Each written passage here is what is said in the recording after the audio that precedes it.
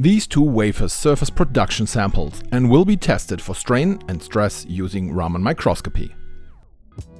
As such wafers are the foundation for chip manufacturing and photovoltaic solar cells, their high quality must be strictly ensured. One critical quality parameter that significantly impacts semiconductor performance is stress.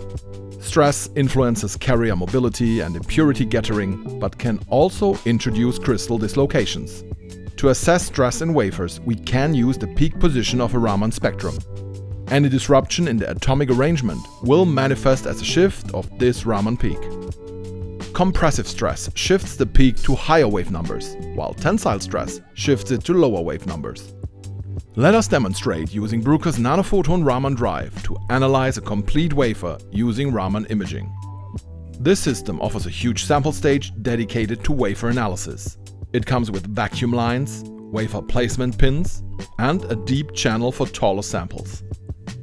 To get started, the sample is taken from the packaging and carefully placed on the RAMANdrive stage.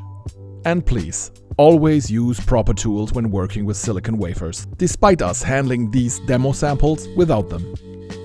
Then the laser safety housing is closed. The software interface is reduced to a few simple steps to set up the measurement and the Raman parameters easily. First, the exact location of the wafer is determined using predefined reference positions. If needed, you can also use additional reference positions to automatically correct for an uneven surface or sample tilt. After the Raman parameters are set, the measurement starts. The RAMANdrive system uses a rapid Raman measurement mode called AreaFlash.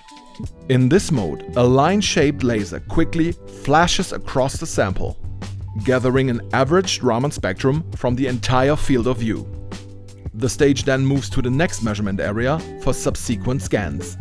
This scanning approach enables the analysis of an entire 300mm wafer within just a few hours. When the measurement is finished, we can check the result and optimize the visual representation.